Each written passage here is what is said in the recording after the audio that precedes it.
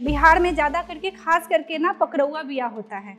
तो जो मेरी हुई, लेकिन वो क्रिमिनल टाइप का रहता है। उसके घर में तलवार बंदूक ये सब भी रहते थे, तो उन्होंने मारने के लिए वो निकालने लगा। इतना जोर से मारा हम लोगों को कि मेरी मम्मी 10 फीट ऊंचा जाकर गिर गई। पता नहीं मेरा कौन सा भाग उसकी गाड़ी में घसट जाता। इतना लाचार थी कि माँ को भी नहीं बचा सकती थी। माँ उधर मेरी तरफ रहे थे। मैं चांदनी दुबे, मैं बिहार के मुजफ्फरपुर जिले से हूँ। मेरी जो आज की आत्मकथा है वो ये है कि हर भाई राम नहीं होता है और हर रिश्तेदार अपने सगे नहीं होते हैं। कुछ राम के भेष में छुपे कंस भी होते हैं जो कब आपको डस ले वो पता नहीं चलता है।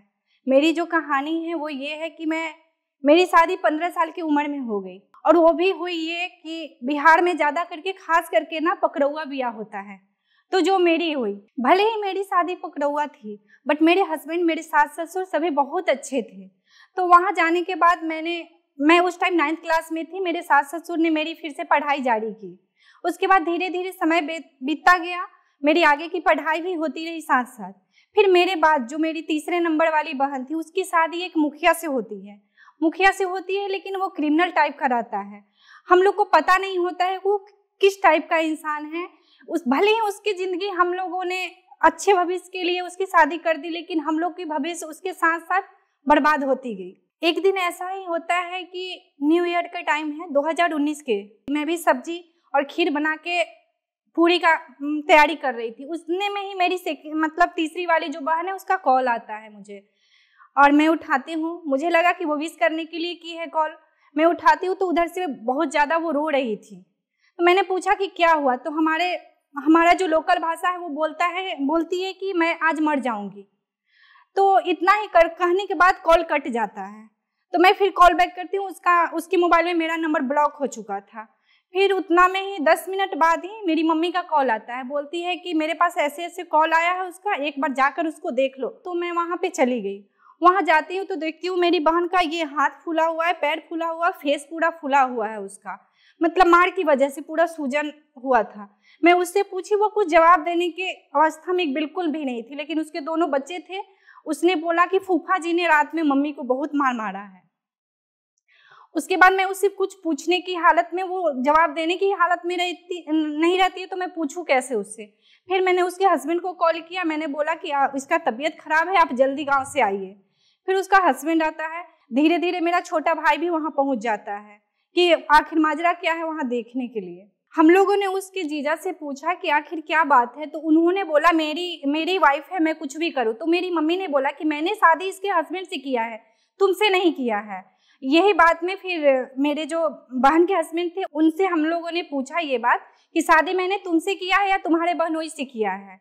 इतने बात पे फिर उन लोगों का आपसी झगड़ा होने लगता है। वो उसे अपने जीजा को मारने के लिए, उसके घर में तलवार बंदूक ये सब भी रहते थे, तो उन्होंने मारने के लिए वो निकालने लगा। तो मैं वहाँ से सोची कि हम लोग को यहाँ से निकल जाना चाहिए या किसी झगड़े में नहीं जाना चाहिए। उसे बचाने के लिए हमने जैसे ही थोड़ा सा उसमें घुसना चाहा, तब तक उसका घूंसा मेरे नाक पे लग चुका था। नाक पे लगने की वजह से ब्लड आने लगा, जिसकी वजह से मेरे भाई को लगा शायद मेरी दीदी को उसने मारा है। तो मेरा भाई ने बोला कि दीदी यहाँ से चलो, मम्मी यहाँ से चलो, इन लोगों का झगड़ा इन लोगों को सलटने दो।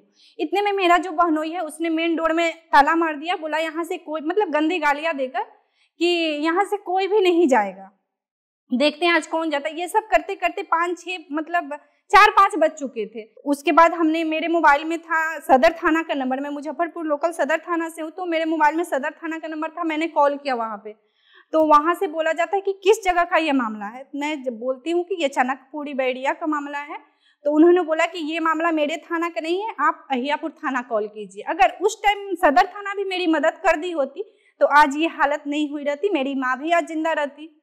उसके बाद फ़ोन कट कर दिया सदर थाना ने। वो उन लोगों को ये लगा कि ये थाना में फ़ोन कर दी है, अब पुलिस आ जाएगा। जो एक दूसरे का दुश्मन बन चुका था वो दोनों फिर से दोस्ती करके वहाँ से निकल गए। जब मैंने ये देखा कि ये लोग दोस्ती करके निकल रहे, तो मुझे लगा कि ये कौन सा चक्रव्यूह में मैं फंस गई। और उतना में मेरी मम्मी और मेरा भाई निकल गया वहाँ से। निकलते फिर भी बहन थी, थोड़ी सी तो दया आएगी ही ना कि हाँ कुछ कर देगा इसको। मैंने निकला तो मोहल्ले वाले को बोला कि अगर इसके साथ फिर से कुछ होता है तो एक बार मेरे नंबर पे आप कॉल कर दीजिएगा। जैसे हम मतलब कि कॉलोनी के रास्ते तक गए तो देख रहे हैं जिस रास्ते से हम लोग जा रहे थे उसके कॉर्नर पे वो गाड़ी लगा के खड़ा था, स्विफ्ट डिजायर उसका गाड़ी था, वहाँ पे खड़ा था। तो हम लोगों ने वहाँ से ना जा करके, पतली गली थी उधर से हम लोग निकल गए कि इधर से चले जाते, उधर जाएंगे फिर वो देखेगा फिर झगड़ा बढ़ जाएगा।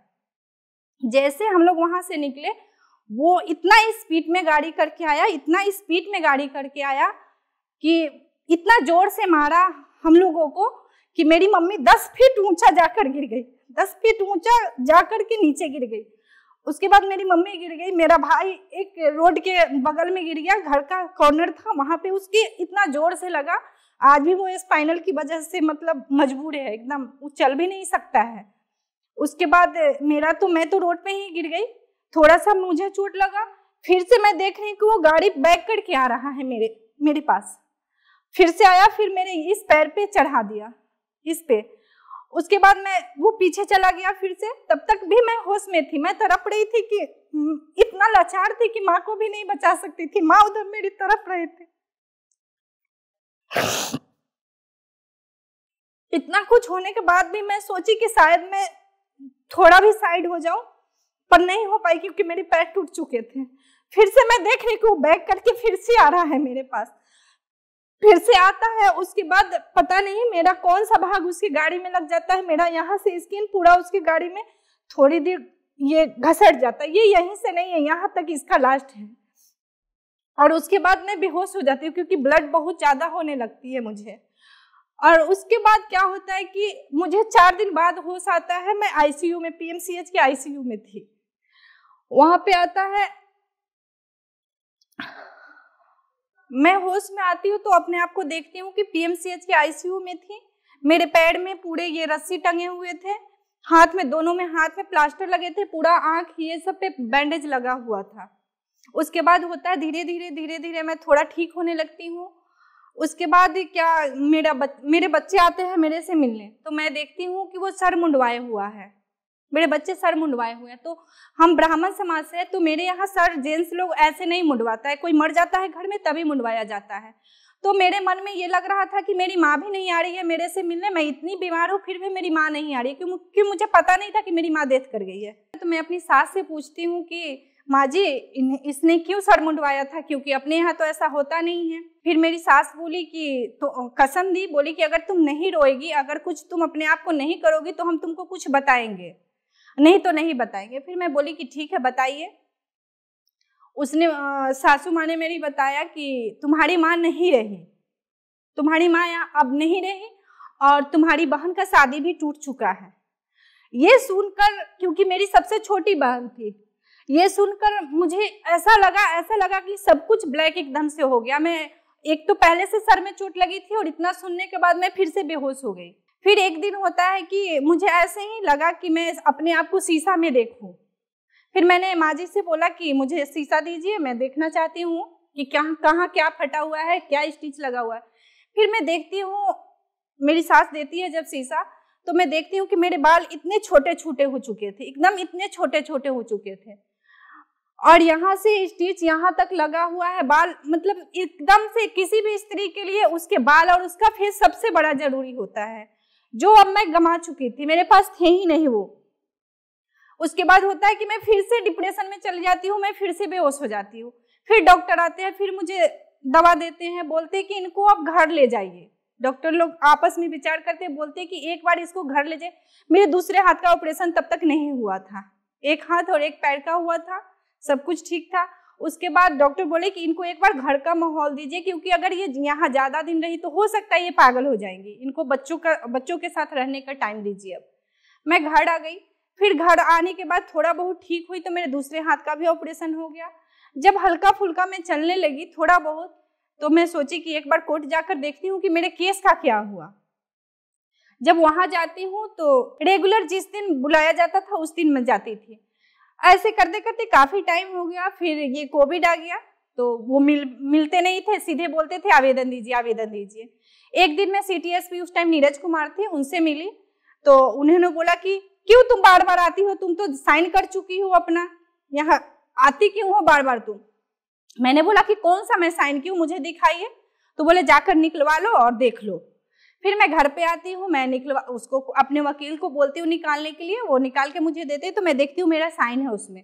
फिर मैं कल होकर जाती हूँ लेकर आवेदन कि सर ये मेरा साइन ही नहीं है, एक बार आप साइन तो चेक कीजिए कि साइन किसका है। अजीब अजीब तरह से बात किया उन्होंने, तुम्हारा वो रिलेटिव ही तो है, ये तो घरेलू मामला है, क्या हो गया अगर कर दिया तो मैं ये उनको जवाब दी कि अगर मेरे फादर ने मुझे जन्म दिया है, फादर का भी ये हक नहीं है कि मुझे जन्म देने के बाद वो मार दे, फिर वो तो रिलेटिव है, उसे मारने का हक कौन दिया है। और ये घरेलू मामला नहीं है, घरेलू मामला कब तक होता है, जब झगड़ा होता, उससे बात से झगड़ा होता। उसने तो मेरी माँ का हत्या किया है, मेरी हत्या किया है, तो ये घरेलू मामला कहाँ से आया।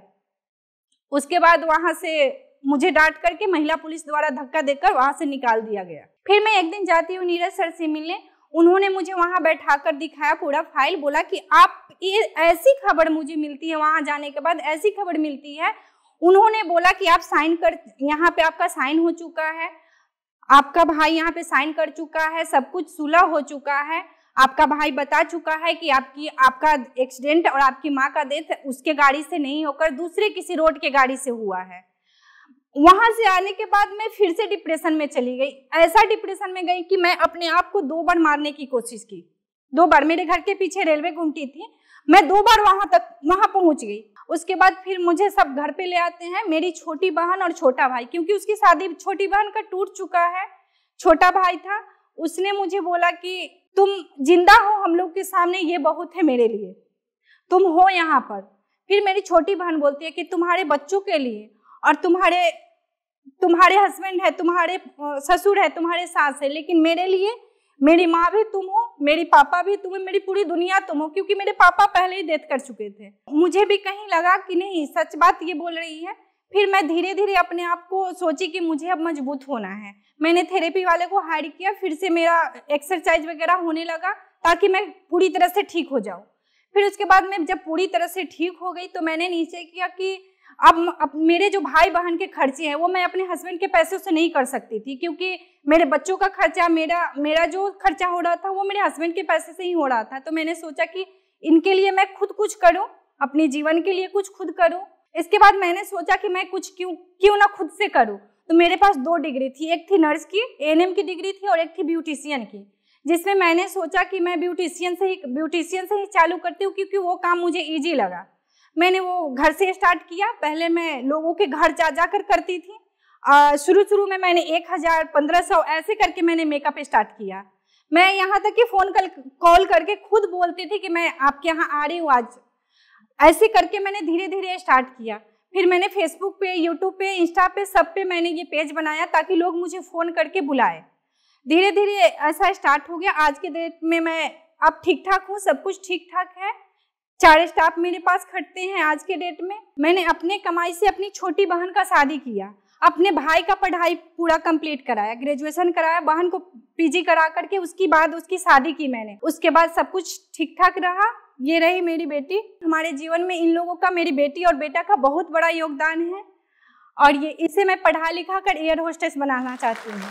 इसने ढेर सारा इंस्पायरिंग स्टोरी एक से एक बढ़ के बिहारी के एकरा पर देखेला मिलतो। जेकर नाम है जोश टॉक्स बिहार।